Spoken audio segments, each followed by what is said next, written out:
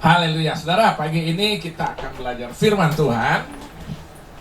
Sesuai dengan janji saya, hari ini kita akan berbicara hidup sebagai anak-anak Allah. Jadi saudara harus mengerti status kita tuh bukan orang beragama hanya ikut beragama, tapi kita mendapat satu kehormatan, satu hal yang sangat berharga dalam hidup kita. Kenapa? Kita diangkat sebagai anak-anak Allah. Amin. Agama hanya mengajarkan tentang mengikut, ya kan? Tapi tidak mengalami sesuatu. Tapi kita diberikan kuasa menjadi anak-anak Allah. Itu luar biasa, saudara. Saya sudah pernah nyatakan, hidup kekristenan itu ada 6 peranan yang harus kita jalani setiap hari. Cuma kadang-kadang nggak ngerti, nggak sadar. Karena apa? Nggak ngerti firman. Nah, hari ini saya akan menceritakan tentang status kita di hadapan Tuhan. Masih ingat saya pernah cerita atau saya pernah sampaikan? Status kita pertama sebagai apa? Hamba. Hamba itu berbicara ketaatan mutlak tanpa perlu mengerti. Hamba itu dari bahasa Yunani doulos. Doulos itu artinya budak. Budak itu tidak punya hak asasi manusia lagi, tapi berhak penuh untuk seorang yang namanya doulos, itu majikan yang sudah menebusnya. Alkitab berkata, Paulus berkata, kita sudah dibayar dengan harga yang lunas oleh Yesus. Berarti sekarang kita hamba siapa? Hamba Tuhan. Jadi hamba Tuhan bukan hanya pendeta, semua kita yang percaya kita hamba. Amin. Itu doulos, budak. Budak itu diperjualbelikan, saudara. Jadi begitu dibawa pasar budak, ada yang membeli, menebus dia. Hak sepenuh untuk hidupnya dia adalah siapa? Majikan sudah membayar. Yusuf pernah nggak mengalami itu? Ya. Akhirnya dibeli oleh Potifar. Tapi lewat itu dia menjadi perdana menteri di Mesir. Ya, jadi kita lihat kita hamba. Jadi waktu saya hidup taat kepada Tuhan, berarti saya sedang memerankan hidupku sebagai hamba. Yang kedua apa? Murid. Murid itu berbicara tentang apa? Belajar dan mau belajar. Jadi ada proses belajar mengajar di antara hubungan kita dengan Tuhan. Murid belajar terus, makanya saudara kalau jatuh bangkit lagi, bangun namanya anak sekolah. Iya kan? Hari ini, waduh, gua dapat nilai jelek, nggak apa-apa, jangan gua berhenti aja, enggak. Besok lagi, ikut lagi, ya kan? Sampai kita akhirnya sampai pada target Tuhan kehendaki. Karena apa? Murid. Makanya Alkitab katakan sekalipun kau jatuh, tidak akan tergeletak, tangan Tuhan menopang. Kenapa? Tuhan melihat kita adalah murid. Yang ketiga apa? Sahabat. Sahabat itu berbicara tentang hubungan komunikasi. Jadi waktu saudara membangun hubungan dengan Tuhan lewat firman, berdoa, kita sedang memposisikan hidup kita sebagai sahabat. Nah, yang keempat apa? Ini yang kita bahas hari ini, anak. Nanti kita bahas. Kelima, apa? Prajurit. Prajurit Kristus, kita ini prajurit tentara. Nanti kita besok minggu akan datang, atau besok minggu saya akan bahas tentang prajurit, supaya saudara ngerti. Prajurit itu enggak cengeng. Ini ada Om Rudi di sini. Itu prajurit tadi kan. Emang ada melas perang ya. Wah, semua nanti kita bahas minggu depan supaya saudara ngerti kita di hadapan Tuhan, kita di status kita sebagai prajurit, saudara. Enggak ada yang lemah-lemah gitu ya kan. Nah, yang keenam sebagai mempelai wanita. Nah, hari ini kita akan berbicara hidup sebagai anak-anak Allah. Ini kehormatan yang luar biasa. Amin. Nah, saya ajak kita dulu membuka dalam Injil Yohanes. Kita baca aja satu perikop ini. Injil Yohanes pasal yang pertama ayat 1-12. Saya akan baca, saudara menikmati aja kali ini. Firman telah menjadi manusia. Pada mulanya adalah firman. Firman itu bersama-sama dengan Allah, dan firman itu adalah Allah. Ia pada mulanya bersama-sama dengan Allah. Segala sesuatu dijadikan oleh dia, dan tanpa dia tidak ada sesuatu pun yang telah terjadi dari segala yang telah dijadikan. Dalam dia ada hidup, dan hidup itu adalah terang manusia. Makanya kita setelah hidup dalam Tuhan, kita tuh otomatis menjadi terang. Yesus pernah berkata apa? Kau adalah garam dan terang dunia. Yesus tidak berkata engkau akan menjadi garam dan terang. Engkau adalah terang. Kenapa? Karena kalau Yesus ada dalam hidupnya itu otomatis. Jadi kalau tidak jadi terang, itu tanda tanya. Itu orang Farisi. Ayat berapa? Kelima. Terang itu bercahaya dalam kegelapan, dan kegelapan itu tidak menguasainya. Ayat 6, datanglah seorang yang diutus Allah namanya Yohanes. Ia datang sebagai saksi untuk memberi kesaksian tentang terang itu, supaya oleh dia semua orang menjadi percaya. Ia bukan terang itu, kata Yohanes maksudnya ya, tetapi ia harus memberi kesaksian tentang terang itu. Terang yang sesungguhnya yang menerangi setiap orang sedang datang ke dalam dunia. Ayat 10, ia telah ada dalam dunia dan dunia dijadikan olehnya, tapi dunia tidak mengenalnya. Ayat 11, ia datang kepada milik kepunyaannya, tapi orang-orang kepunyaannya tidak menerimanya. Ayat 12, nah ini menjadi titik sentral kita, pembahasan kita. Tetapi semua orang yang menerimanya diberinya kuasa supaya apa, saudara? Menjadi anak-anak Allah, yaitu mereka yang percaya dalam namanya. Orang-orang yang diperanakan bukan dari darah dan daging, bukan pula secara jasmani oleh keinginan seorang laki-laki, melainkan dari Allah. Firman itu telah menjadi manusia dan diam di antara kita, dan kita telah melihat kemuliaannya, yaitu kemuliaan yang diberikan kepadanya sebagai anak tunggal Bapa, penuh kasih karunia dan kebenaran. Yohanes memberi kesaksian tentang dia dan berseru, katanya, inilah dia yang kumaksudkan ketika aku berkata, kemudian daripada aku akan datang dia yang telah mendahului aku, sebab dia telah ada sebelum aku. Karena dari kepenuhannya kita semua telah menerima kasih karunia demi kasih karunia. Sebab hukum Taurat diberikan oleh manusia, tapi hak kasih karunia dan kebenaran datang oleh Yesus Kristus. Tidak seorang pun yang pernah melihat Allah, tapi anak tunggal Allah yang ada dalam pangkuan Bapa, dialah yang menyatakannya. Jadi ayat mas kita, ayat ke-12, tetapi semua orang menerimanya, dia apa, saudara? Diberinya kuasa supaya menjadi anak-anak Allah, yaitu mereka yang percaya dalam namanya. Nah, jadi saudara, hari ini yang kita sedang berbicara, peranan kita di hadapan Tuhan adalah sebagai anak Allah. Kita ini semua ini anak-anak Allah, tapi Alkitab katakan dia yang apa? Apa, saudara? Yang menerima dan percaya. Jadi kita lihat, jadi sekarang kita berbicara hari ini, pagi ini, tentang status kita sebagai apa? Sebagai anak-anak Allah. Nah, kalau saudara perhatikan di ayat 12 ini ada dua kata yang tidak bisa terpisahkan. Apa kata itu? Perhatikan. Tetapi semua orang yang menerimanya. Jadi ada kata menerima, ya kan? Semua orang menerimanya, diberinya kuasa supaya menjadi anak-anak Allah, yaitu mereka apa? Yang percaya. Jadi antara menerima dan percaya dua hal yang tidak bisa dipisahkan.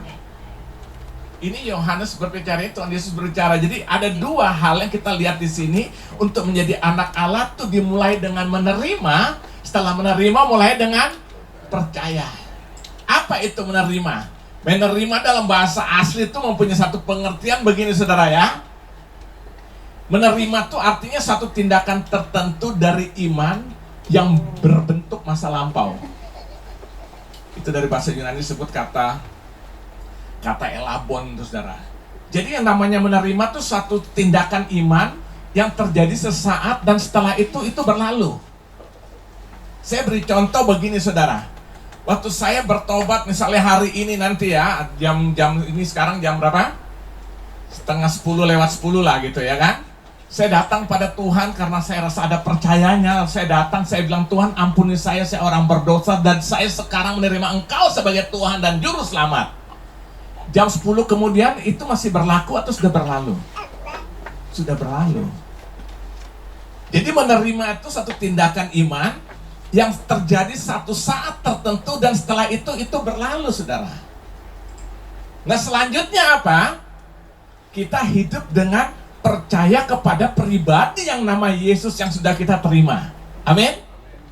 Itu yang namanya apa? Dan menerima. Jadi antara percaya dan menerima atau menerima dan percaya itu sesuatu yang tidak bisa dipisahkan.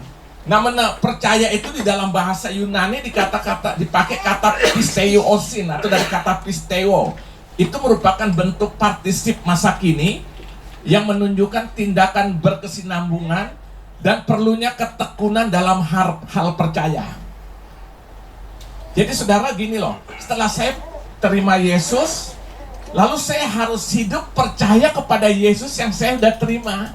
Dan itu terjadi dari detik ke detik, menit ke menit, jam ke jam, hari ke hari, minggu ke minggu, bulan ke bulan, tahun ke tahun. Jadi setiap langkah saya harus menunjukkan nih saya orang percaya kepada Yesus yang sudah saya terima. Nah, Alkitab katakan orang seperti inilah yang pantas disebut anak-anak Allah. Amin. Jadi kita menerima dia, lalu kita mau hidup dengan percaya kepada siapa? Kepada Yesus yang sudah kita terima dari waktu ke waktu. Setiap saat kita tunjukkan bahwa apa? Kita adalah orang-orang yang sudah apa? Sudah menerima dia sebagai Tuhan dan Juru Selamat. Kita sudah menerima, lalu kita mulai hidup dengan percaya kepada dia yang sudah kita terima. Itu sebabnya Alkitab katakan orang benar hidup oleh iman. Coba saudara lihat dalam Roma pasal 1 ayat 17. Nanti kita kembali lagi. Roma pasal 1. Jadi saudara harus mengerti benar saudara ya, bahwa yang namanya anak-anak Allah itu orang yang sudah menerima, lalu hidupnya mulai percaya kepada pribadi Yesus yang sudah dia apa? Terima. Roma pasal 1 ayat 17 itu katakan apa oleh Rasul Paulus? Sebab di dalamnya kebenaran Allah, sebab di dalamnya nyata kebenaran Allah yang bertolak dari iman dan memimpin kepada iman. Seperti ada terus orang benar akan hidup oleh iman. Oleh percaya kepada siapa? Kepada Yesus yang sudah dia terima. Dia menggantungkan seluruh kehidupannya kepada Yesus yang sudah dia terima dalam hidupnya. Nah, makanya dikatakan orang benar hidup dari iman menuju kepada iman. Dan status seperti inilah, ini yang disebut dengan siapa? Anak-anak Allah.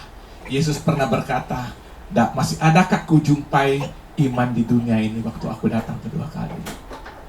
Jadi saudara lihat Yesus datang kedua kali dalam Lukas 18 ayat 8. Dia berkata, masih adakah kujumpai iman di bumi ini. Jadi orang yang disebut dengan anak-anak Allah, orang yang menerima dia yang pertama, lalu setelah itu dia hidup percaya kepada Yesus yang sudah dia apa? Terima. Ya, jadi anak Allah ini bukan sekedar saya sudah menerima Yesus, tapi pertanyaannya bagaimana hidup saya setelah saya menerima. Nah, itu menjadi pertanyaan saudara ya kan? Kadang-kadang kita pikir saya sudah terima Yesus. Nah, pertanyaannya bagaimana cara hidup kita setelah menerima Yesus? Ini nggak bisa dipisahkan saudara. Menerima dan percaya itu harus menjadi kenyataan di dalam kehidupan Yesus. Jadi saudara terima itu satu kali. Saya berapa kali dalam acara-acara KKR ditantang, siapa mau terima Yesus? Maju. Besok lagi ada, siapa terima Yesus? Maju. Lu berarti terimanya berapa? Terima satu kali, tapi percaya sepanjang hidup. Dari waktu ke waktu. Amin? Nah, Alkitab berkata orang yang menerimanya dan percaya itu disebut dengan anak-anak Allah. Jadi anak Allah bukan sekedar menerima Yesus, tapi hidup dengan percaya kepada Yesus yang sudah dia terima. Itu akan disebut seperti anak-anak Allah. Amin. Nah, saya mau tanya, masih khawatir nggak?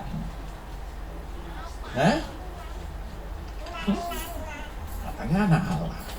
Mesti kecewa nggak ikut Tuhan? Ada sedikit masalah tantangan. Putus asa lagi. Katanya menerima dan percaya. Kalau udah percaya kita udah terserah. Amin. Kita bisa khawatir tapi tidak dikuasai kekhawatiran. Itu anak Allah. Kenapa? Waktu kita takut, kita perserahkan kepada Dia yang kita percayai, yang sudah kita terima. Amin. Makanya Petrus bilang kan, serahkanlah segala khawatirmu kepadanya karena Dia akan memperdulikan hidupmu. Petrus pernah nyangkal nggak? Gara-gara apa? Begini kotek. Orang mana bilang begini kotek Petrus. Ya, ya kamu juga kan bagian dari dia. Itu waktu Yesus kan sedang diadili kan. Dia menyangkal. Tapi akhirnya apa? Dari seluruh kehidupan Petrus akhirnya dia berubah total. Bahkan bukan itu, dia bilang sekarang serahkanlah khawatirmu kepadanya karena dia akan memelihara dan memperdulikan hidupmu. Amin. Karena Petrus sudah menerima dan Petrus hidup dalam percaya. Amin. Ini namanya anak-anak Allah. Jadi saudara hari ini yang hidup takut, khawatir segala macam ya kan, apa yang sampai ada putus asa, aduh saya udah gak kuat. Nanti kita lihat prajurit, nanti besok minggu kita belajar tentang prajurit. Nggak ada prajurit yang begitu, saudara, ya kan? Aduh, saya udah nggak kuat. Nah, sekarang kita akan lihat ciri-ciri. Nah, kita masuk sekarang, tadi baru pendahuluan, saudara. Sekarang kita akan masuk dalam ciri-ciri anak-anak Allah itu. Macam apa? Yang pertama, ciri-ciri anak-anak Allah itu, saudara lihat. Yang pertama, tinggal dalam rumah bapaknya. Ya namanya anak. Kalau tinggal di luar rumah, anak siapa? Anak tetangga, anak gelandangan, saudara, di pinggir jalan, ya. Namanya anak tinggal dalam rumah bapaknya. Artinya apa, saudara? Dia tetap hidup di dalam apa? Tetap hidup di dalam Yesus, ya. Jadi yang pertama, saudara, ciri anak-anak Allah yang pertama tinggal dalam rumah Bapa. Saudara lihat kembali lagi dalam Injil Yohanes, kita lihat di dalam Injil Yohanes pasal yang ke-8. Injil Yohanes pasal yang ke-8.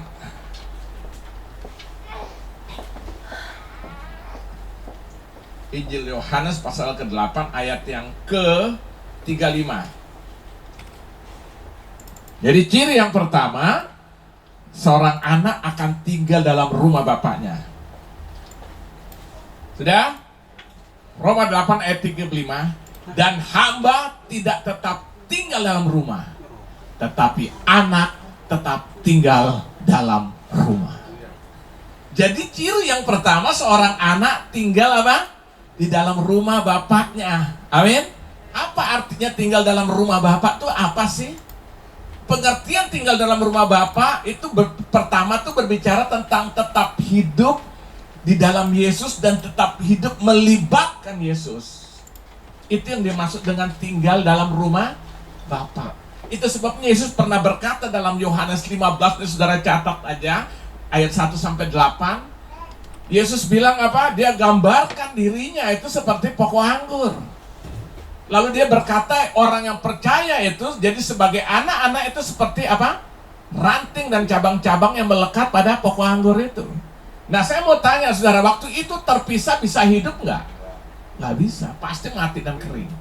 Maka Yesus akhirnya berkata, tinggallah engkau di dalam aku supaya aku dalam engkau. Di luar aku, engkau tidak bisa berbuat apa-apa. Jadi yang pertama, saudara lihat, ciri anak Allah tuh tinggal di dalam rumah bapaknya. Artinya apa? Arti yang pertama tetap di dalam Yesus, tetap melibatkan Yesus di dalam kehidupannya.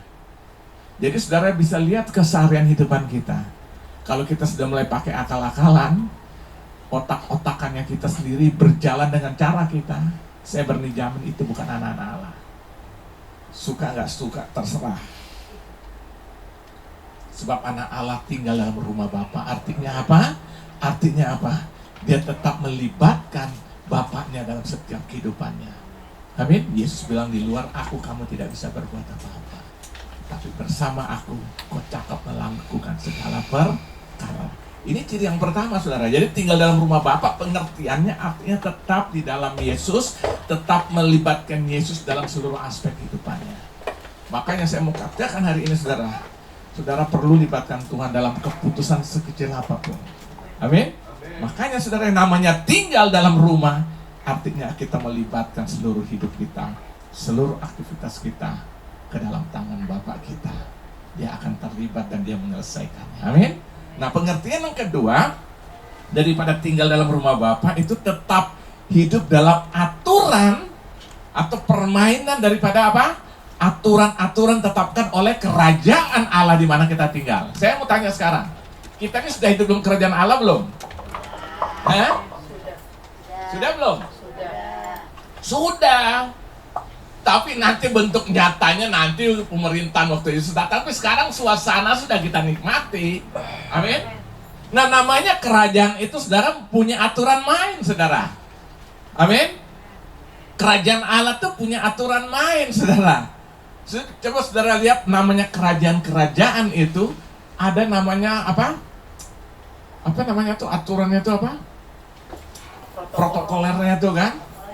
Saudara, SOP-nya semua. Kalau saudara lihat di pemerintahan kerajaan Inggris itu, dari anak ini cucunya, cucu ratu sudah pakai dasi setiap hari, pakai jas. Itu lama-lama mereka punya satu gaya hidup seperti itu. Itu aturan main kerajaan. Iya kan? Gak ada dia pakai celana pendek begini ya kan? Pakai kaos jalan keliling, gak ada saudara. Semua dengan aturan main. Sampai akhirnya anak-anak itu, cucu-cucunya ratu memiliki satu pola hidup sesuai dengan aturan kerajaan Allah itu menjadi gaya hidup. Nah yang kedua, pengertian hidup dalam rumah bapaknya. Yang kedua itu tetap dalam apa? Aturan permainan kerajaan Allah. Kita harus memberikan satu pola kehidupan kita nih anak-anak Tuhan. Ada aturan main kerajaan Allah yang kita jalankan. Amin? Apa kerajaan Allah? Paulus pernah berkata gini, kerajaan Allah itu bukan cia, saudara. Bukan soal makan dan minum. Tapi yang pertama dalam Roma 14 ayat 17, baca situ nanti di rumah. Yang pertama soal kebenaran. Jadi anak-anak kerajaan Allah hidup dalam kebenaran, melakukan kebenaran. Standar kebenarannya apa? Firman, bukan kebenaranku. Nah yang kedua apa? Bukan soal makanan minum, tapi soal kebenaran, soal apa? Damai sejahtera. Ada ketenangan hati dan pikiran karena hubungan dengan Tuhan beres. Jadi selalu hidupnya beres di hadapan Tuhan. Kalau toh jatuh nggak apa-apa, bereskan lagi di hadapan Tuhan. Namanya juga murid kan, satu peran yang kita jalankan nanti.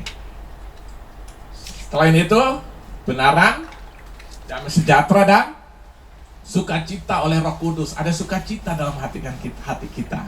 Sukacita dari Tuhan, dari Roh Kudus yang diberikan bagi kita. Itu kerajaan Allah. Jadi ciri anak-anak Allah apa? Hidupnya sukacita. Makanya di GBI namanya GBI Gerak Sukacita. Jangan ada yang cemberut, saudara. Hidup sukacita, kita lagi kempes, nggak apa-apa, minimal tuh saudara, muka saudara kan sukacita, orang nggak tahu kita dompet dari kosong kan. Tapi banyak sudah dompet kosong, muka cemberut, nggak enak banget hidup kayak gitu. Ya, minimal orang lihat nih sukacita, berarti duitnya banyak, padahal nggak juga ya kan. Orang nggak tahu, ya kan? Itu kerajaan Allah kan, kebenaran, damai sejahtera, hubungan kita dengan Tuhan mantap, beres, dan itu memberikan ketenangan. Itu disebut dengan Irene itu kan. Yang ketiga sukacita, bukan dari dunia tapi oleh Roh Kudus. Nah ini nggak dibatasi waktu loh kalau sukacita seperti ini. Saudara lagi susah, saudara bisa puji Tuhan. Saudara bisa menangis tapi bukan menangis sedih loh. Ada satu kegembiraan hati yang luar biasa. Itu namanya kerajaan Allah. Dunia nggak bisa dapat seperti itu. Saudara, dunia selalu mendapatkan itu dari luar. Kita dari dalam yang keluar. Amin. Dan ketiga, Paulus katakan itu kerajaan Allah itu bukan soal perkataan semata, tapi kuasa. Ada kuasa yang terpancar dari kehidupan kita, sehingga perkataan kita pun perkataan yang penuh kuasa. Nah ini ciri. Jadi yang pertama ciri dari apa? Anak Allah itu tinggal dalam rumah Bapa. Nah itu diwujud nyatakan lewat apa? Pertama apa? Selalu melibatkan Yesus Bapaknya dalam seluruh kehidupannya. Melibatkan Bapaknya dalam seluruh apa? Kehidupannya. Yang kedua apa? Hidup dalam aturan main kerajaan. Ayo saudara, hari ini kita hidup dalam aturan main kerajaan.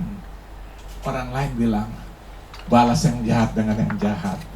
Tapi aturan main kerajaan Allah, sekalipun orang jahat padamu, berkati dia, lepaskan pengampunan bagi dia.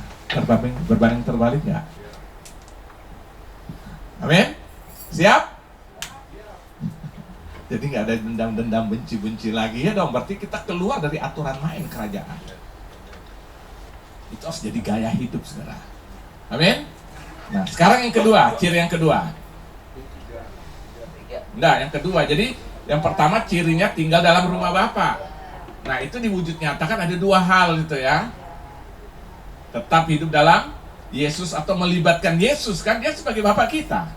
Yang kedua tetap dalam aturan main kerajaan Allah. Ya, jadi satu, yang pertama tinggal dalam rumah Bapa, wujud nyatanya itu dua buktinya. Ya, jadi belajar cerdas lah. Cara menyatatnya dong kalau kuliah kan, nggak kayak guru-guru nulis kan, tangkap sendiri, catat sendiri kan, bikin sistematik sendiri supaya ngerti ya kan. Loh kita kan cerdas anak-anak Allah ya kan. Ada. Nah yang kedua, sebenarnya paling bagus kalau memang saya ketik, bikin PowerPoint ya. Tapi nggak apa, ini bagus, supaya latihan nyata. Kalau saudara tinggal datang duduk aja enak, udah gitu kan tinggal duduk enak ya kan. dari lagu di apa? Akhirnya kapan kita sendiri mengalami sesuatu yang dari dalam? Belajar ini belajar nyanyi, penyanyi, apa singer tuh belajar nyanyi dari dalam yang kita memang menguasai kan? Itu beda nyanyi dan kalau kita lihat gini loh, betul. Maka penyanyi ikut lomba kan mereka nikmati, meresapi sampai gayanya tuh kan mereka coba melampiaskan lewat gayanya, orang sampai terpesona kan. Ya nanti mungkin itu kalau Pak Yance datang, dia udah berarti dia siap kumpul, nanti kita share yang pujian, penyanyi, apa yang singer semua yang mimpin pujian, musik, supaya kita mengalami sama-sama mengerti arti dalam melayani Tuhan ya. Ya itu kan bagus dong tambahannya kan. Nah yang kedua kita lihat ciri-ciri anak-anak Allah. Yang kedua, hidup membawa damai. Jadi kalau hidup tidak membawa damai, anak siapa? Jadi ciri yang kedua, anak-anak Allah itu membawa damai. Coba saudara dalam Injil Matius pasal yang kelima. Injil Matius pasal yang kelima. Ini ciri saudara. Jadi saudara lihat ya, kalau orang senang provokasi, bikin kacau, itu pasti saya berjamin bukan anak Tuhan. Meskipun dia ngaku anak Tuhan, tinggal balik, lu bukan anak Tuhan, lu anak hantu. Jadi susah-susah. Cirinya ini. Perhatikan ini Yesus ya, khotbah di atas bukit pakai itu. Dan beberapa hal dia sampaikan, di antaranya lihat ayat ketiga. Ayat 9 maksud saya, ayat 9. Berbahagialah orang apa saudara? Yang membawa damai, karena mereka akan disebut anak-anak Allah. Jadi orang disebut anak-anak Allah kenapa? Orang yang membawa damai. Nah sekarang kalau orang yang tidak bawa damai tapi membawa kerusuhan, itu anak siapa? Nah, di Indonesia banyak banget. Bikin susah orang setiap hari, ya kan? Demo berjilid-jilid. Meskipun loh, orang boleh berteriak, orang beragama belum tentu orang bertuhan. Tapi orang bertuhan pasti orang beragama. Setuju nggak? Orang bertuhan beragama. Agama tuh kan dalam bahasa Sanskerta tidak gama kacau. Jadi orang yang anak Tuhan itu yang bertuhan sungguh dia tidak bikin kekacauan, tapi membawa damai. Ini Tuhan Yesus ajarkan dalam doa, dalam khotbah di atas bukit. Nah ciri yang kedua, di sini Yesus berkata, berbahagialah orang yang membawa damai, karena mereka akan disebut anak-anak Allah. Jadi ciri yang kedua, anak-anak Allah selalu membawa apa? Damai. Amin. Orang nggak berdamai kita damaikan. Ada rumah tangga konflik kita damaikan. Amin. Ya soal nanti lu mau berdamai itu urusan lo. Paling minim kita sudah berikan tahu kan, memberitahu suatu kebenaran. Amin. Nah ini ciri. Jadi suka kasak kusuk saudara, bikin supaya gereja di mana-mana pecah, hancur, itu pasti bukan anak Tuhan. Ini serius saudara. Anak Allah hanya membawa damai. Amin. Loh iya dong. DNA Bapaknya mengalir dalam kehidupan kita. Yesus datang membawa damai, memperdamaikan antara kita dengan Allah Bapa dan antara kita dengan sesama. DNA itu harus mengalir dalam kehidupan kita karena kita anak-anaknya. Amin. Ciri yang kedua, anak Allah membawa damai. Amin. Ayo saudara, belajarlah membawa damai supaya Tuhan berkenan. Wah, hidup ini sebenarnya sederhana, cari perkenan Tuhan aja. Wah, kalau Tuhan sudah berkenan, saudara, air mata saudara baru menetes saja dia udah tahu. Mau kawin kan? Lagi nyari-nyari kan? Oh betul. Sebenarnya kan kita tuh gak usah minta-minta, Bapak tuh tahu kok kebutuhan hidupan kita, percaya, amin? Gak usah minta-minta, saudara. Dia lebih tahu daripada kita tahu diri kita sendiri. Dia kadang-kadang cuma ngelihat, dia udah tahu, saudara. Anak kalau sakit tuh kadang-kadang orang tua rasanya lebih sakit loh. Bener gak? Kenapa? Tanggung jawab. Nah, saudara bisa bayangkan gak perasaan Yesus bagi kita kalau kita berada dalam dia? Amin? Jadi yang kedua apa? Membawa. Nah yang ketiga saudara, cepat aja. Yang ketiga kita lihat ciri yang ketiga anak-anak Allah itu. Yang ketiga, hidupnya dipimpin oleh Roh Kudus. Ya, hidupnya dipimpin oleh Roh Kudus. Nah saudara lihat dalam Roma pasal 8. Kita lihat di ayat yang ke Roma 8 ayat yang ke-14. Semua orang yang dipimpin oleh apa? Roh Allah adalah anak-anak Allah. Jadi ciri yang ketiga, seorang disebut anak-anak Allah adalah orang yang hidupnya dipimpin oleh Roh Allah, dipimpin oleh Roh Kudus, saudara. Itu disebut dengan anak-anak apa? Anak-anak Allah. Hidup dipimpin oleh Roh Kudus. Jadi saudara lihat, kita hidupnya harus dipimpin oleh Roh Kudus. Makanya kita perlu dipenuhi oleh Roh Kudus, supaya dengan kepenuhan itu akan menuntun hidupan kita. Makanya setiap hari saudara harus minta, bangun pagi berdoa, minta Tuhan penuhi aku hari ini dengan Roh-Mu, pimpin aku dengan Roh-Mu, supaya aku berjalan sesuai dengan kehendak-Mu. Dipenuhi Roh Kudus itu terjadi berulang-ulang, saudara. Dibaptis oleh Roh Kudus cuma satu kali, tapi dipenuhi Roh Kudus setiap hari berulang-ulang. Kita minta urapan Tuhan memenuhi kehidupan kita, supaya apa? Kita dipimpin oleh Roh Tuhan itu, ya kan? Nah ini saudara, makanya saudara nanti baca di rumah Galatia 5 itu kan, kita lihat ayat 16 sampai 28, saudara lihat, itu berbicara tentang bagaimana hidup di dalam roh itu kan. Nah saya mau katakan saudara, hidup kita setiap hari ada dua kekuatan yang siap selalu menarik kita. Satu namanya roh kedagingan, yang satu Roh Kudus. Nah waktu kita condong ke roh kedagingan kita, maka kita akan lama-lama terseret. Tapi waktu kita mencondongkan hidup kita dengan Roh Kudus, kita akan dipimpinnya. Dan itu lama-lama daging menjadi lemah. Saudara, daging menjadi lemah. Makanya saudara, misalnya kita terikat dengan sesuatu, waktu kita berserah dalam pimpinan Roh Kudus, itu lama-lama itu saudara tahu, keinginan daging itu menjadi lemah, akhirnya mati. Makanya kita perlu dipimpin oleh Roh Kudus. Amin. Nah itu ciri yang kedua ya. Kita harus dipimpin oleh Roh Kudus. Makanya kita perlu dipenuhi terus. Makanya saudara nanti baca juga di rumah Yehezkiel 47, saudara lihat ayat 3 sampai ayat 5. Sedang orang itu pergi ke arah timur dan memegang tali pengukur di tangannya. Ia mengukur 1000 hasta dan menyuruh aku masuk ke dalam air itu. Maka dalamnya sampai di pergelangan kaki.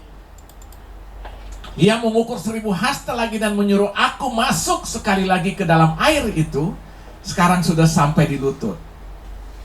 Kemudian ia mengukur 1000 hasta lagi dan menyuruh aku untuk ketiga kalinya apa? Masuk ke dalam air itu. Sekarang sudah sampai di pinggang. Sekarang sekali lagi ia mengukur 1000 hasta lagi. Sekarang air itu sudah menjadi apa? Sungai. Dan di mana aku tidak dapat berjalan lagi, sebab air itu sudah meninggi sehingga orang dapat berenang. Suatu sungai yang tidak dapat diseberangi lagi. Ini penglihatan daripada Nabi Yehezkiel.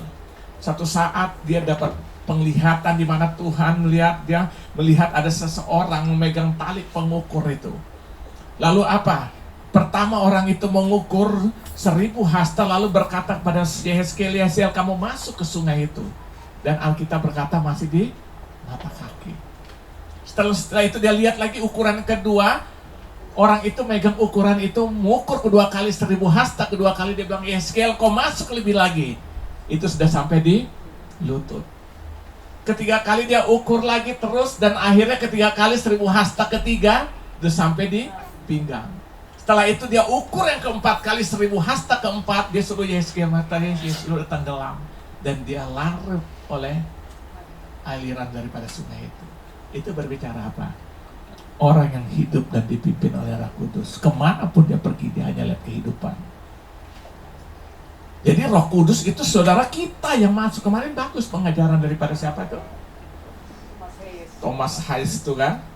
Dia bilang kita yang masuk di dalamnya itu kan. Hati kita yang kita beri buat dia. Jadi kita masuk tergantung kita, saudara.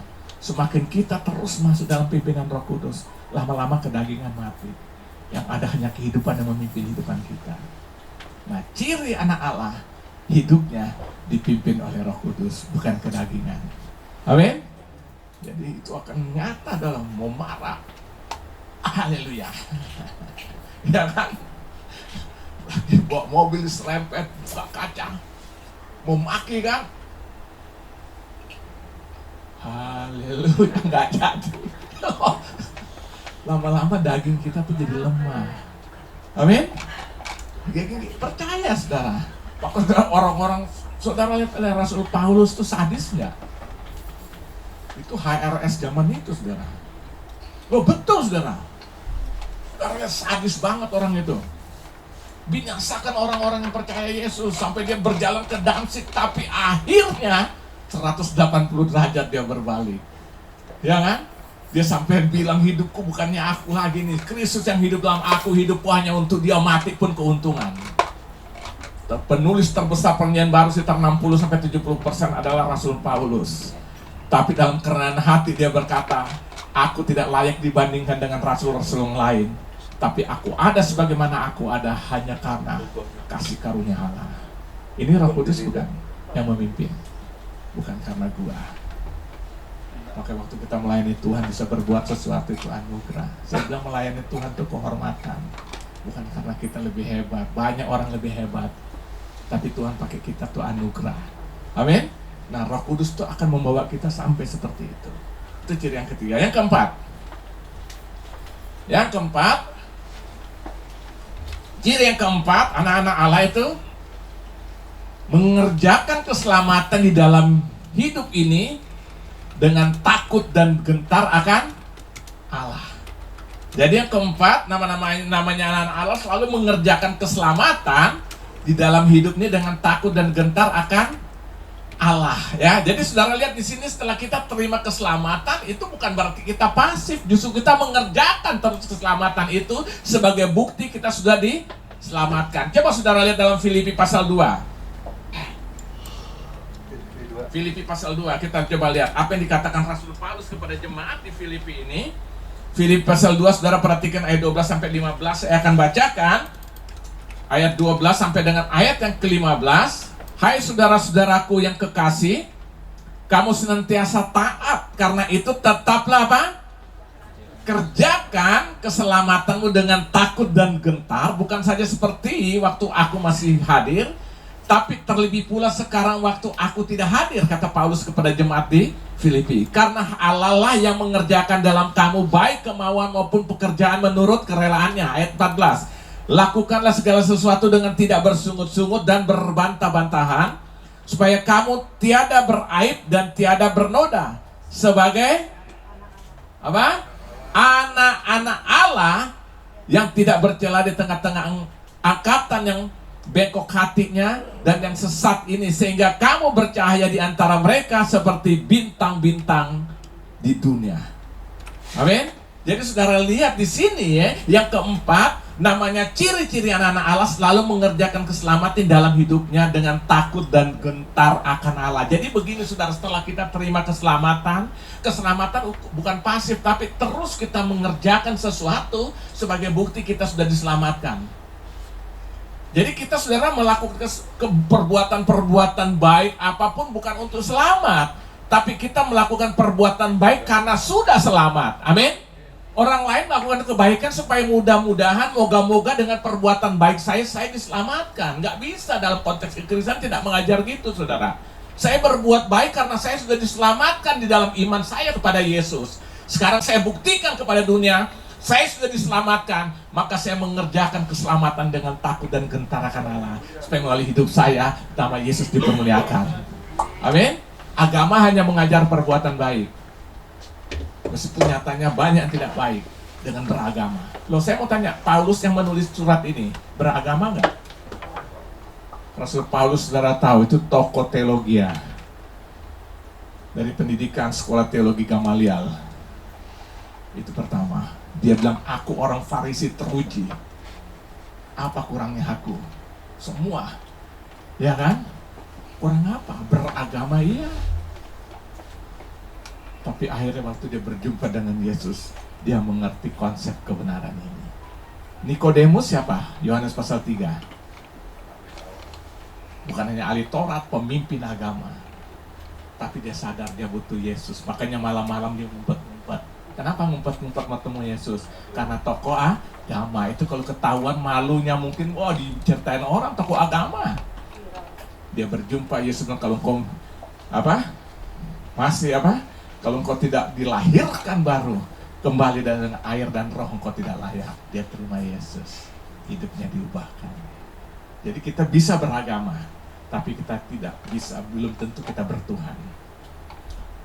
Tapi orang bertuhan pasti beragama. Jangan dibalik, saudara ya. Ya, lihat aja buahnya. Orang beragama yang sungguh-sungguh sudah mengenal Tuhan, buahnya akan terpancar. Gak mungkin kita habis maki-maki orang setiap hari, maki-maki orang. Gak mungkin. Orang bertuhan, dia menyadari Roh Kudus memimpin hidupannya. Amin. Supaya hidupnya apa? Menjadi berkat. Ini namanya mengerjakan keselamatan dengan takut dan gentar akan Tuhan. Supaya lewat hidupku, Yesus Tuhan dipermuliakan. Amin. Jadi gak ada lagi caci-caci maki gitu. Lewat orang, mungkin mbak yang kerja di rumah kita, yang paling dekat lah ya kan. Di situ kita bisa jadi berkat. Mereka kerja sama kita nggak stres. Justru mungkin kita ajak bercanda, ketawa-ketawa ya kan.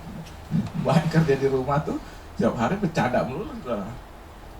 Ya kadang-kadang saya suruh bikin kopi. Habis minum kopi, thank you namanya Mus, thank you Mus, we welcome, habis cek-cek buat bercanda. Lo mau ngapain lagi hidupnya kan? Minimal kita mungkin gitu kan, mereka sudah rasa nggak stres kerja kan. Ada orang kerja, wih, bos datang. Ya bukan berarti kita ajar mereka nggak hormat, enggak. Aturan mereka wajar-wajar aja lah ya kan. Hidup kita harus menjadi berkat. Minimal dia melihat Yesus lewat kehidupan kita. Amin.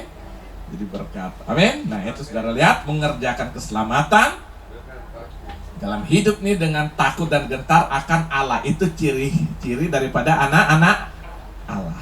Roh, buah roh itu keluar. Nah sekarang kita akan lihat masuk kepada yang tadi. Yang pertama apa tadi? Ciri-ciri.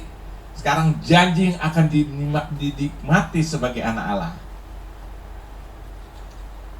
Apa yang janji yang akan kita nikmati sebagai anak Allah? Nah kita buka dulu Roma pasal 8. Jadi saudara pikir saudara ikut Tuhan sebagai anak Allah tuh nggak ada janji. Wow, salah saudara. Kita akan menikmati janji itu. Nah, makanya saya mau katakan kita hidup di dalam janji itu saudara. Itulah anak-anak Allah. Apa janji itu? Kita lihat. Jadi apa yang akan dinikmati sebagai anak Allah? Janji-janji yang akan dinikmati sebagai anak Allah apa? Kita lihat di sini. Alkitab berkata kita sebagai ahli waris. Coba Roma 8 ayat 17. Roma 8 ayat 17 itu dikatakan, udah? Dan jika kita adalah anak, maka kita apa? Juga adalah apa? Ahli waris. Maksudnya orang-orang yang berhak menerima janji-janji Allah yang akan menerimanya bersama-sama dengan Kristus, yaitu jika kita menderita bersama-sama dengan Dia, supaya kita juga apa?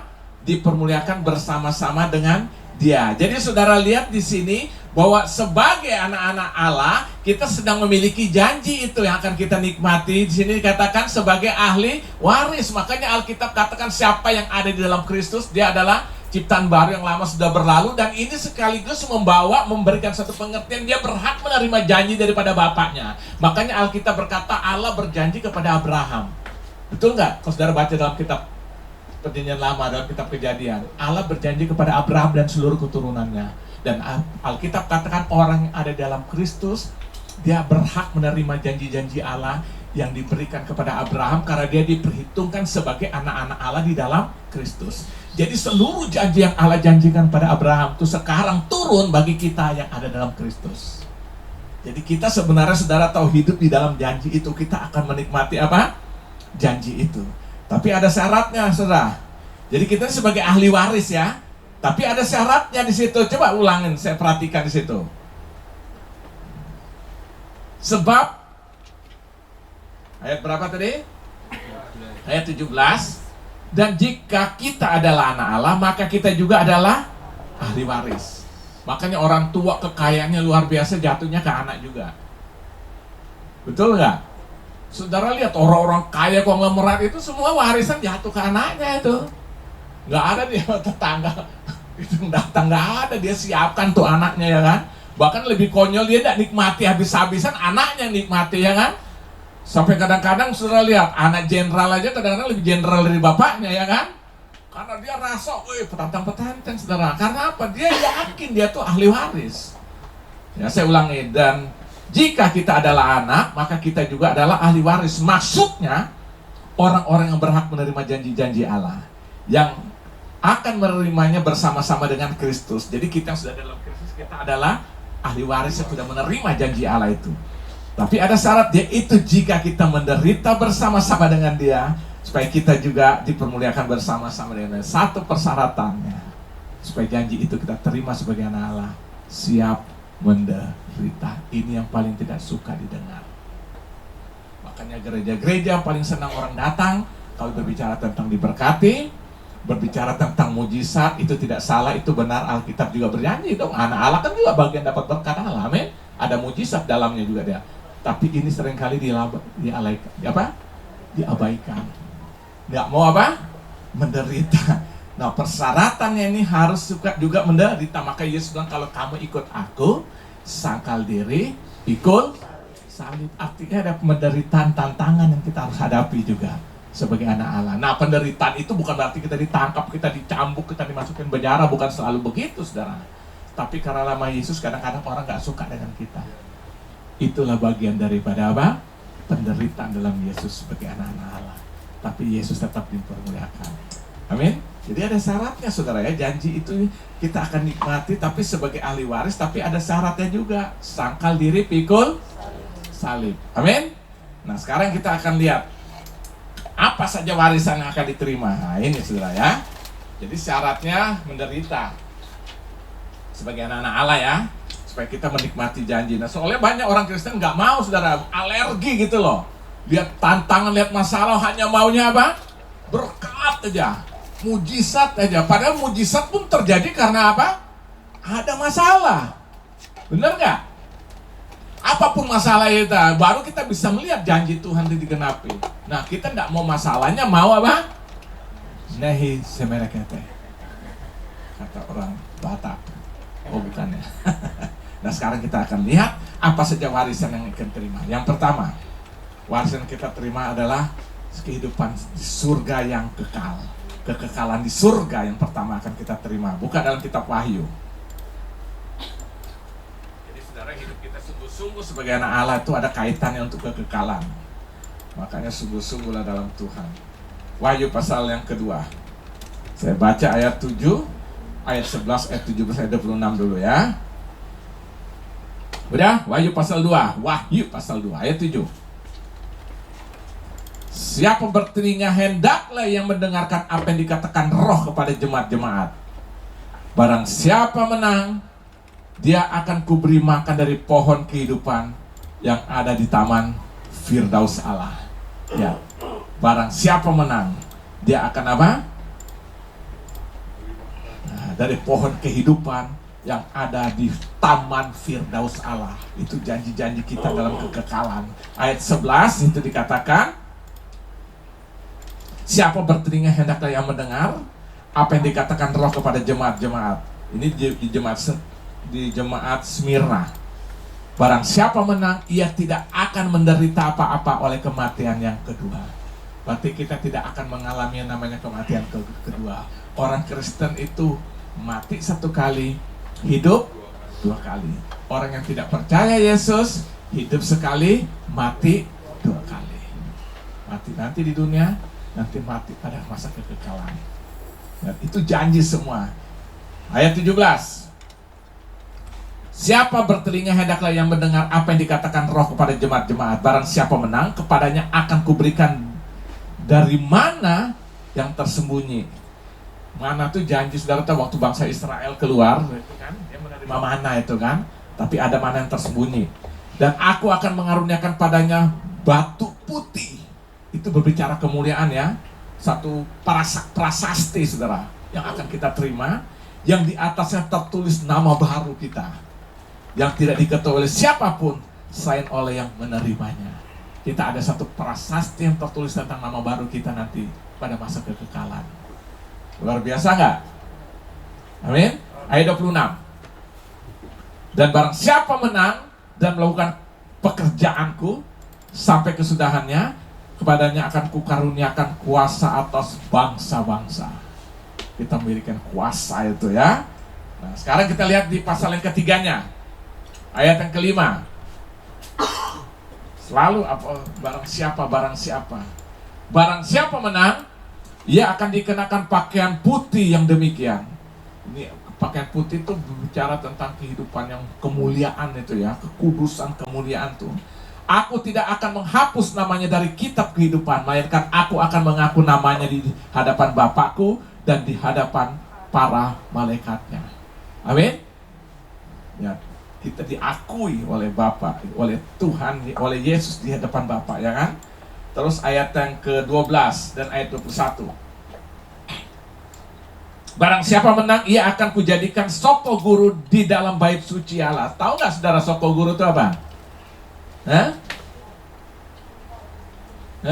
Kalau dalam satu bangunan tuh ada tiang utama.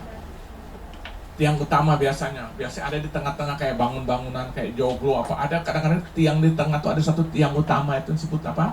Soko guru penyangga. Jadi kita dapat kehormatan yang luar biasa. Ayat berapa tadi? Ayat ke-12 ya. Barang siapa menang, ia akan kujadikan soko guru dalam bait suci Allah. Dalam bait suci Allahku, dan ia tidak akan keluar lagi dari situ, dan padanya akan kutuliskan nama Allahku, nama kota Allahku, yaitu Yerusalem baru yang turun dari surga dari Allahku, dan namaku yang baru. Ini semua janji saudara. Ayat 21 yang terakhir kita lihat di sini. Barang siapa menang, ia akan kududukan bersama-sama dengan aku di atas tahtaku. Makanya nanti kedatangan Yesus kedua kali, kita ini sungguh-sungguh hidup memerintah bersama dia. Sebagaimana aku pun telah menang dan duduk bersama-sama dengan Bapakku di atas tahtanya. Berarti kita hidup bersama-sama Yesus, kita hidup memerintah bersama-sama dia dalam tahta kemuliaannya. Amin. Jadi dahsyat, ini semua janji-janji daripada apa? Kita sebagai anak-anaknya akan menerima sebagai ahli waris yang akan kita terima. Jadi yang pertama, surga yang kekal. Yang kedua, kita lihat apa waris yang kita terima. Yang kedua, berkat kebutuhan hidup selama di dunia ini.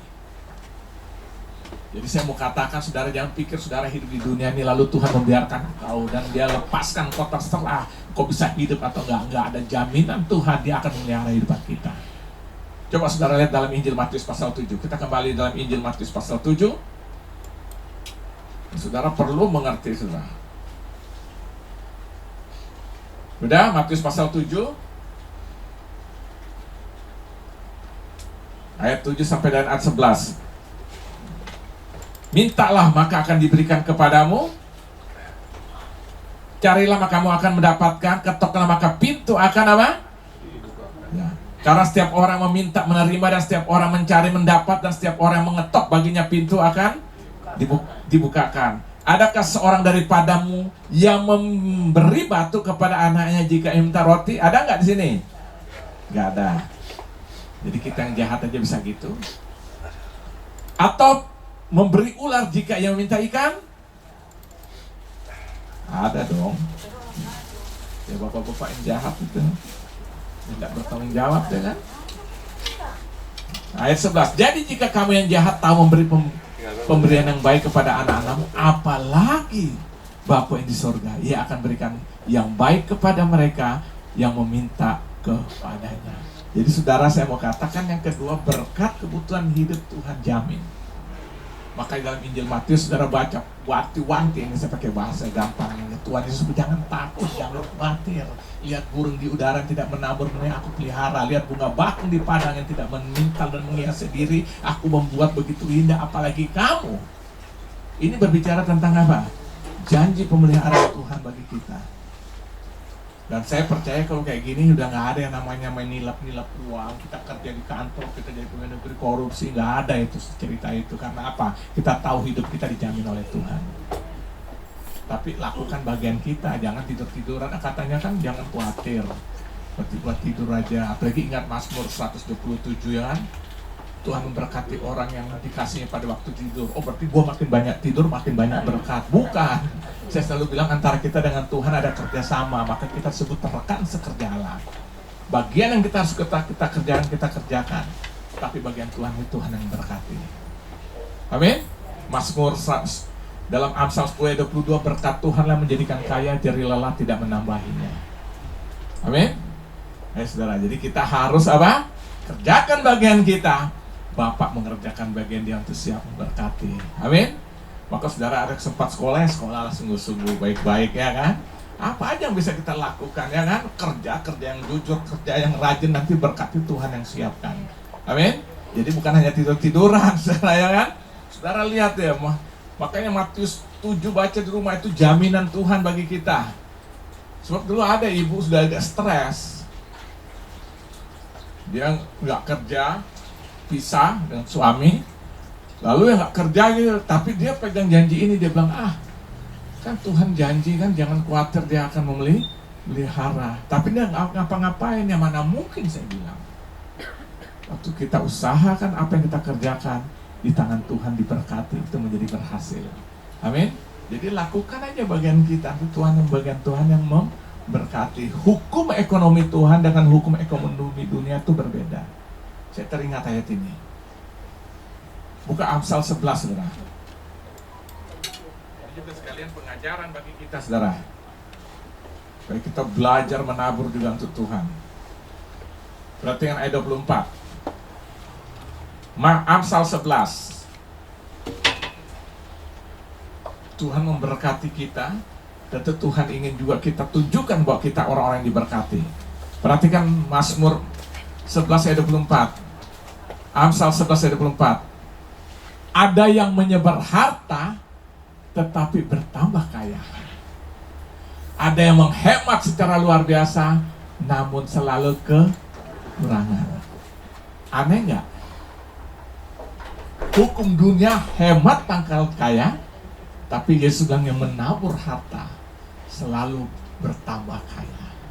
Ada yang hemat luar biasa selalu kekurangan. Ini hukum, saudara. Buka lagi satu ayat. Ini mumpung ingat, saudara, saya ingin supaya saudara juga diberkati. Karena Tuhan jamin kita akan diberkati. Tapi kita tahu bagian yang harus kita lakukan sebagai anak-anak Allah. Buka lagi 2 Korintus pasal 9. Jangan saudara pikir, wah ini pendeta oleh mata duitan.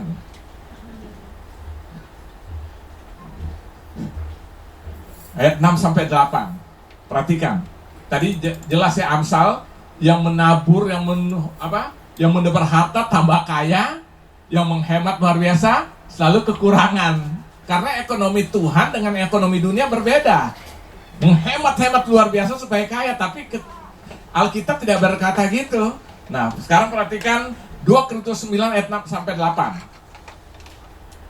Memberi dengan sukacita membawa berkat. Ini saya mumpung teringat, saudara.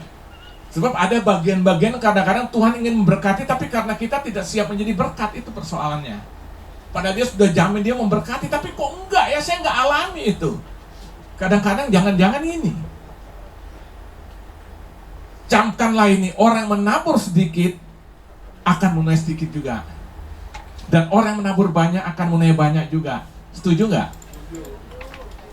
Saya selalu beri contoh, kayak kita tuh punya tanah 1 hektar, kita bikin sawah itu. 1 hektar cukup besar kan, 10.000 meter kan. Nah, waktu saudara pas memanen, menabur benih itu cuma 10 benih padi. Saya mau tanya, setelah saudara selesai bajak semua tabur benih, ada pengharapan nggak? Untuk menuai pada waktu 3 bulan kemudian ada masa penuaian? Ada. Tapi berapa banyak? 10 kilo paling nggak. Cuma 10 benih. Nah sekarang saya mau menuai sampai 200 kilo. Bagaimana caranya? Tabur seluruh tanah 1 hektar dengan benih padi. Saudara punya pengharapan 3 bulan ke depan aku akan menuai 200 kilo. Masuk akal. Camkan nih, orang menabur sedikit menuai sedikit, orang menabur banyak menuai banyak juga. Hendaklah masing-masing memberikan menurut kerelaan. Ini berbicara motivasinya. Ya, hendaklah masing-masing memberikan menurut kerelaan. Jadi bukan paksa, bukan duka, bukan karena mau mamer, bukan karena terpaksa berat hati ya. Jangan dengan sedih hati atau karena paksaan, sebab Allah mengasihi orang yang berikan dengan sukacita. Jadi kuncinya waktu menabur ini, motivasi menabur ini. Dan Allah, ayat 8, dan Allah sanggup melimpahkan segala kasih karunia kepadamu, supaya kamu senantiasa berkecukupan di dalam segala sesuatu, dan malah berkelebihan di dalam pelbagai kebajikan. Amin. Jadi saudara lihat di sini, Allah siap memberkati kita karena kita anak Allah, tapi Tuhan juga minta dari sesuatu dari kita. Saudara, saya harus sampaikan ini. Saya mumpung teringat nih, hari Selasa yang lalu, waktu saya lagi sedang mandi, di bawah shower gitu, Roh Kudus tuh berbicara tentang hal ini. Di hati saya, kamu egois. Kamu hanya mikir supaya kamu aja diberkati. Bilang supaya umatku itu, mereka juga diberkati. Bagaimana caranya? Roh Kudus ajarkan, dia mengingatkan 2 ayat ini supaya saudara mulai belajar menabur. Benar, saya diingatkan gitu. Kamu egois, hanya mikir kamu tabur kamu supaya kamu tuai. Kamu tidak mengajarkan kebenaran ini bagi umatku. Saudara ingin dapat kesempatan menuai, belajar menabur. Oh, betul saudara, betul. Apa yang saya katakan ini saya lakukan dengan istri dari sejak dulu saudara. Maka waktu nubuatan kemarin kan enggak, waktu Pastor Suba panggil kami berdua, maka saya nggak tahan nangis kan. Dia ingatkan saya sukacita, dia mengingatkan saya menabur terus. Jujur saudara, saya lakukan ini dengan ketulusan hati. Waktu saya lagi mandi, saya berkali-kali bilang, kadang-kadang Roh Kudus bicara kapan dan di mana aja. Maaf kata, kadang-kadang kita lagi nongkrong di kloset, Tuhan bisa bicara. Jujur, firman Tuhan yang saya bagikan, saudara, kadang-kadang tema-tema khotbah saya dapat lagi seperti itu, saudara. Lagi mandi kadang-kadang. Hari Selasa yang lalu itu, saudara. Kamu egois, kamu hanya mikirkan diri kamu sendiri. Hanya supaya kamu diberkati. Ajarkan umatku supaya mereka juga diberkati. Dan dia ingatkan ayat ini, yang banyak mendapat harta luar biasa semakin bertambah kaya. Ada yang menghemat secara luar biasa tapi selalu kekurangan. Paulus bilang, yang menabur sedikit menuai sedikit, yang menabur banyak akan menuai banyak, tapi dengan motivasi yang benar. Amin. Sekarang ini saudara boleh ambil apa yang saudara bisa lakukan. Kalau saudara belajar menabur, percaya saya, ini janji saudara, kita Tuhan akan siap berkati karena kita anak-anaknya. Tapi Tuhan mau kita ambil bagian sebagai anak-anak Allah juga apa yang harus kita kerjakan. Amin. Percaya saya, pasti Tuhan akan sanggup memelihara. Kemurahan waktu kita lakukan, kita akan menerima kemurahan juga kata Alkitab. Amin. Jadi saudara lihat yang kedua nih, berkat kebutuhan hidup pasti Tuhan jamin karena kita anak. Amin. Tapi kita juga belajar, aku diberkati supaya aku bisa menjadi berkat. Itu kan panggilan Tuhan bagi kita. Yang ketiga, janji yang akan kita nikmati sebagai anak Allah. Yang ketiga, hidup dan berjalan dalam kuasa Allah. Jadi Tuhan bukan hanya sekadar jadikan kita anak Allah, anaknya, tapi dia juga berikan apa? Kuasa. Buka dalam Injil Markus. Markus 16 ayat 17.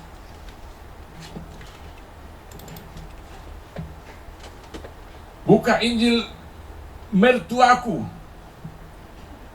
Betul, pendetanya khotbah orang Batak. Mertuanya ada namanya Markus. Dia kan, dia mau sebut Markus, gak enak sama mertua kan? Itu kan, orang Batak ini terpaksa. Hai saudara-saudara, bukalah Injil mertuaku. Ya kan, betul kan? Dia gak sebut Injil mertuaku, dia bilangnya kan karena nama mertuanya Markus. Ayat pasal 16, ayat yang ke-17. Inilah kita namanya ahlinya ahli, tak? Intinya inti. Core of the core. Ayat yang ke-17. Sudah? Tanda-tanda ini akan menyertai orang yang percaya. Kita sebagai anak Tuhan kan tadi sudah jelas kita menerima dan percaya, ya kan? Mereka akan mengusir setan-setan demi namaku. Apalagi? Mereka akan berbicara dalam bahasa-bahasa yang baru bagi mereka. Itu karena kita baca dalam Kisah Rasul itu kan, peristiwa itu terjadi. Ya kan? Mereka akan memegang apa? Ular, dan sekalipun mereka minum racun maut. Oh, berarti nanti saya coba di rumah. Gitu nggak? Mereka tidak akan mendapat kecelaka. Mereka akan meletakkan tangannya atas orang sakit dan orang itu akan sembuh. Itu berbicara kuasa. minum racun pun tidak. Nanti habis ini kita coba rame. Ya. Ini maksudnya saudara, kuasa sampai orang berbuat sesuatu buat kita, dia kasih racun ingin membunuh. Kan persaingan tuh banyak macam kan. Orang gak senang dan dia kirim santet kuasa gelap, termasuk dia sempat kasih racun kok. Dia tidak akan mati karena kuasa itu bekerja sebagai hidup kita sebagai anak Allah. Saya pernah cerita sini, saudara pernah tahu pendeta Akmal Sani, pernah dengar? Hah? Orang Padang itu, gara-gara ikut Tuhan dia diusir sama keluarganya, tidak terima warisan, tapi justru dia terima warisan daripada kerajaan Allah. Akhirnya diusir, dia lari lah pindah ke Jakarta. Mereka tuh keluarga cukup berada sampai punya masjid sendiri ya kan. Akhirnya dia diusir. Tapi pada akhirnya saudara tahu, dengan dia tinggal sini, akhirnya pada akhirnya keluarganya itu datang ke sini. Dia tampung, dia pelihara, arti benar-benar jadi berkat saudara. Nah satu saat, karena dia waktu itu dia masih sangat dibenci oleh keluarga yang sampai diusir. Lalu ada omnya, mayor CPM tuh sakit, masuk rumah sakit. Maka Pak Pendeta Akmal Sani ya sebagai anak Tuhan kan dia sudah beda konsep berpikirnya. Orang buat jahat, gua datang, gua besuk ya kan. Dia datang besuk, begitu omnya lihat dia deh, waktu lagi di rumah sakit, kaget. San, saya pikir kamu sudah mati. Dia kaget loh, kok ngomong begitu kan. Akhirnya omnya ngaku, saya udah ngeracunin kamu dulu dalam minuman. Baru dia tahu saat itu, dia pernah minum minuman yang ada racun dikasih sama omnya mayor CPM ini. Nggak terjadi sesuatu tuh. Kenapa? Kita memiliki kuasa sebagai anak-anak Allah. Amin.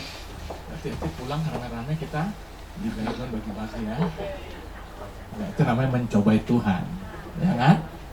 Orang akan bingung, saudara bingung. Ih, gua santet dia kok, dia tenang-tenang aja ya kan? Saudara di YouTube tuh sudah masuk tuh yang saksian tentang Daud Tony. Saudara tahu, pernah lihat? Itu bertobat tuh gara-gara dia santet si siapa? Si Gilbert. Dia yang mental sendiri. Waktu KKR Solo tuh awalnya. Saya cukup kenal sama mereka kan. Jadi awalnya gitu, waktu Gilbert dia ingin mencoba, dia dengan segala macam ilmu bisa terbang, bisa hilang. Begitu lihat KKR, datang dia kan, dibohongin juga temannya, katanya banyak cewek-cewek cakep, datang nggak ngerti apa-apa. Solo, begitu tantang dengan kebencian kan, ingin cobain nggak apa, begitu panggil ke depan tantangan, maju mau terima Yesus, dia pikir itu tantangan untuk adu ilmu. Maju dia ke depan, baku lihat kan, ya Gilbert kan sudah tahu juga nih kan. Begitu dia haleluya, terpental saudara. Itulah titik balik sampai akhirnya apa? Sekarang jadi penginjil Tuhan pakai luar biasa. Nggak ngerti kan? Kita sedang santet orang, tapi kuasa itu membatalkan. Amin. Nah, saudara lihat, inilah anak-anak itu mewariskan semuanya. Amin. Kita akan hidup berjalan dalam kuasanya. Ini warisan yang Tuhan berikan. Yang terakhir, kita lihat di sini. Ya, apa saja warisan yang kita terima. Yang terakhir, pembelaan Allah dalam hidup kita. Wow, kita tuh dibela oleh Tuhan mati-matian. Lihat Lukas 21. Lukas pasal 21. Makanya pendeta siapa tuh kemarin? Suaminya Pastor Subah tuh yang dari orang Kanada. Belajar dong dengar firman tuh, catat supaya nggak lupa. Oh iya dong saudara, saya ini bergumul untuk membuat satu. Saudara pikir buat khotbah tuh gampang, untuk 1-2 kali oke. Selanjutnya saudara, apa itu namanya khotbah seri? Ya kan? Saudara enak begitu. Ulah, itu jadi lupa. Gue setengah mati lu, main lupa. Catat supaya nanti saudara baca di rumah. Itulah hasil renungan. Makanya ada gereja-gereja waktu mereka punya komsel, itulah yang dibahas nanti di setiap komsel untuk mengingat kembali. Alkitab katakan, ajarkanlah ini berulang-ulang bagi keturunanmu. Supaya apa? Kita tertanam, berakar, dan akhirnya berbuah. Oh enggak, Kristennya gini-gini aja, percaya saya, pasti bosan. Akhirnya senang datang ke gereja hanya yang kelihatannya, wah, Ada doa kesembuhan yang sakit, ya kan? Saudara boleh pelajari dalam kitab Perjanjian Baru tentang perjalanan Yesus. Tujuan Yesus itu bukan hanya melakukan mujizat sembuhkan, bukan akhir dari semuanya supaya orang percaya Injil dan menerima keselamatan. Itu hanya dia sedang menunjukkan gua ini Tuhan berkuasa. Tapi bukan tujuan akhirnya itu. Nah, gereja kan kalau sudah dengar minggu depan ada pendeta dipakai Tuhan ya penginjil, ya kan? Pasti penuh. Datang nih, betul sakit pinggang, ya kan? Justru saudara tahu, semakin kita kenal Tuhan, semakin dalam Tuhan, kadang-kadang penyakit kita doa nggak sembuh-sembuh loh. Betul saudara. Karena pengalaman kita waktu baru bertobat, bisul aja sembuh, kutil aja rontok, sampai kan. Tapi setelah dalam Tuhan enggak. Karena apa? Pengenalan kita sudah lebih dewasa. Bukan itu tujuan hidup kita. Kan iman kan bukan hanya sampai di situ. Iman ada kesetiaan juga. Sekalipun aku tidak sembuh. Loh, saudara tahu Paulus tuh lakukan mujizat banyak banget. Sapu tangan aja bisa menyembuhkan orang. Dia sendiri sakit nggak? Sampai dia berdoa 3 kali supaya Tuhan angkat duri dalam daging. Artinya apa? Dia sendiri mengalami. Amin. Saudara lihat pendeta-pendeta yang khotbah sini melakukan mujizat. Mereka juga punya masalah. Tapi mereka tidak terpengaruh dengan itu. Amin. Yang perlu apa yang Tuhan suruh dia lakukan. Ya. Nah, sekarang yang terakhir, pembelaan Allah dalam hidup ini. Lukas 21 14 sampai 19. Secara cepat saya baca. 14 sampai 19. Injil Lukas 21. Sebab itu tetapkanlah di dalam hatimu supaya kamu jangan memikirkan lebih dahulu apa?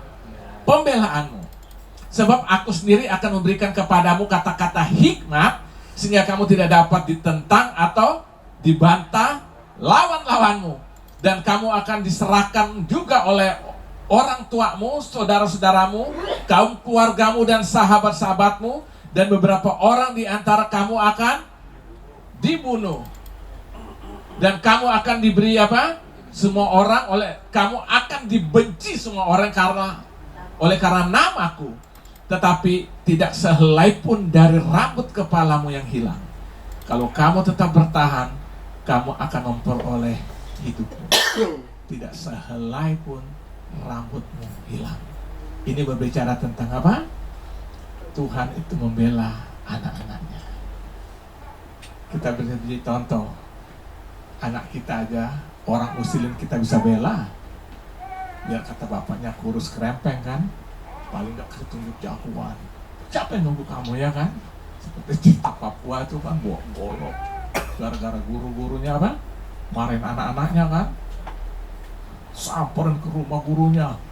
Woi, ibu guru! Gedor-gedor kan, karena anak-anaknya laporan kalau dia diusilin sama gurunya. Mungkin juga diputar balik karena anaknya bandel kan, dia ngaku bapaknya bahwa dia diusil. Tahu keluar apa? Suami ibu guru tentara kan. Ada apa nih? Aduh, enggak, saya dengar katanya ada kerja bakti di sini, Bapak. Anak saya ada kerja bakti. Padahal tadi udah, ya akhirnya tentara itu bersihin tuh halaman di depan rumah. Bukan seperti itu, saudara, ya kan? Minimal kan paling enggak jagoan gara-gara anak, ya kan? Nah, saudara bayangkan enggak? Orang tua kita manusia gitu, apalagi Bapak kita di surga. Anak diusilin, Bapak tersinggung. Saudara lihat, Paulus tuh bertobat dimulai dengan peristiwa. Baca Kisah Rasul pasal 9 nanti di rumah. Dengan semangat gairah roh radikal itu, datang kan bawa surat imam ke Damsyik dengan tujuan bantai orang-orang Kristen. Begitu dalam tengah perjalanan, tiba-tiba dia dengar suara, Saulus, Saulus, mengapa kau menganiaya aku? Lalu Saulus waktu masih nama Saulus, siapa engkau Tuhan? Akulah Yesus yang kau aniaya. Saat itulah dia mengalami pertobatan total. Dia lihat sinar terang, matanya buta 3 hari, dan Tuhan pimpin sampai akhirnya dia berikan hidup 100% untuk Tuhan Yesus Kristus. Saya mau tanya, waktu dia pergi ke Damsyik menganiaya siapa? Orang Kristen yang bilang siapa menganiaya, kenapa engkau menganiaya aku, siapa? Yesus. Berarti kita identik dengan dia. Amin. Dia membela kita mati-matian. Kita disakiti orang, jangan balas. Dia juga rasa tersakiti. Saudara dicurangin orang, tenang aja. Dia juga rasa dicurangin. Dan kalau dia bertindak, saudara akan lihat kedahsyatan yang akan dinyatakan. Amin. Maka Yesus bilang jangan membalas yang jahat dan jahat, itu urusan dia. Amin. Saudara sekarang disakiti, dicurangin segala macam saudara. Saudara buat baik, balasannya justru yang nggak baik, nggak usah balas, biarin. Berarti dia sedang berurusan dengan Bapa kita di surga, amin. Dan kalau dia yang turun tangan, semuanya beres. Nah, ayat terakhir, saya teringat lagi nih.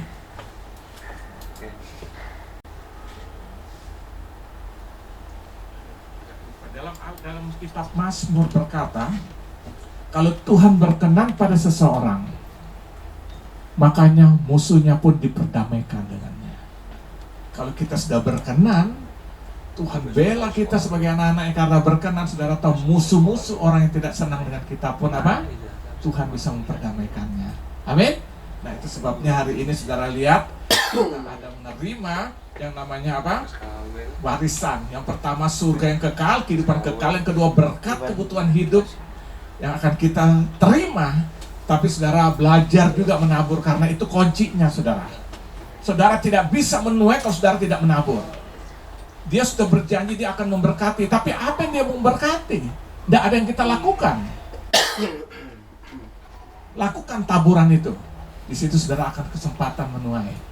Amin. Kita kadang-kadang terlalu pasif minta Tuhan berkati aku, tapi kita tidak berbuat sesuatu. Saudara bisa mendapatkan ikan, tapi mulai tebarkan jala atau pancing, ada umpan, baru saudara bisa mendapatkan itu. Amin. Kalau saudara cuma duduk-duduk, lempar mata kail juga, hanya mata kail nggak ada isinya, saudara nggak bisa dapatkan. Tapi motivasi harus tetap benar. Amin. Bukan ukuran nominalnya, bukan ukuran jumlahnya, tapi sikap hati yang mengasihi Tuhan, lalu kita belajar menabur. Di situ dapat kesempatan. Amin. Tuhan akan berjanji, dia akan memberkati kita, ya kan? Kebutuhan hidup kita akan berjalan dalam kuasa Allah. Dia berikan kuasa itu, amin. Kita hidup dalam kerajaan Allah, ada kuasa di dalamnya. Dan yang terakhir apa? Janji kita terima pembelaan Allah dalam hidup kita, amin. Itu sebabnya hari ini kita sudah belajar firman Tuhan. Kita sudah belajar ciri-ciri anak Allah. Tinggal di rumah Bapa, hidup membawa damai. Apalagi hidup dipimpin Roh Kudus, dan mengerjakan keselamatan di dalam hidup ini dengan takut dan gentar akan Allah. Dan akhirnya kita menikmati seluruh janji-janji Allah yang Tuhan siapkan bagi kita. Dan saya percaya kita akan menikmati kedahsyatan Tuhan dalam kehidupan ini. Haleluya. Demikian firman Tuhan. Berbahagialah orang mendengar dan menikmati dan berjalan dalam kebenaran firman itu. Haleluya, haleluya. Amin.